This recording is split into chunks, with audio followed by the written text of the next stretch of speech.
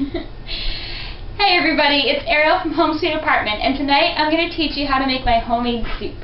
Well, first you're going to start out with a roast or a rotisserie chicken, which you're going to have for one dinner, which we did the night before. I made a roast.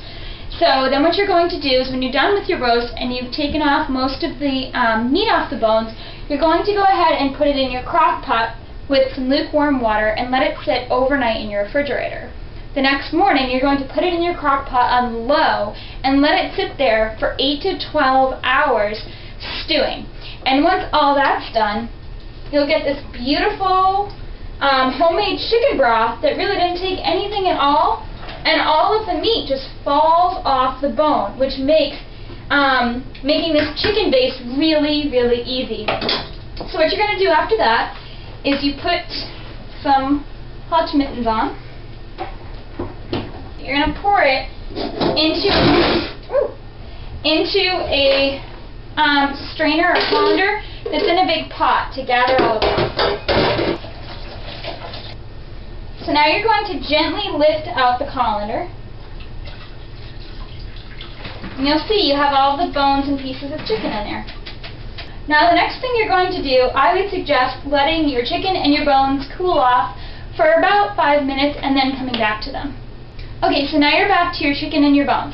So you're going to sort it through and just pick up all the clumps of chicken that you can. So when you get down to the nitty-gritty part of the chicken, I pick it up with my hands and I actually kind of squish it around in my fingers, and that way you can feel for any hardness in the tender chicken, and that hardness could in fact be a little bone, which of course you don't want to chew on when you're eating your chicken noodle soup later on. Okay, so you're going to make sure that you get the rest of your meat out of the strainer. Okay, now we're going to take your pot that was holding off your broth and pour it back into the slow cooker. Now the rest of this is partial recipe, partial preference. You can use about 2 cups of frozen corn in this recipe. If it's frozen, I would put it in, turn this up to high, and let it cook for a good 45 minutes. You can add carrots. Of course, they don't have to be frozen, but it's just more convenient. And there are some other great herbs and spices you can add to this. Again, it's up to preference, but some things we like to add to it, a little dash of parsley. We like to do a little bit of dill. Basil works well. So does celery salt, or you can use real celery.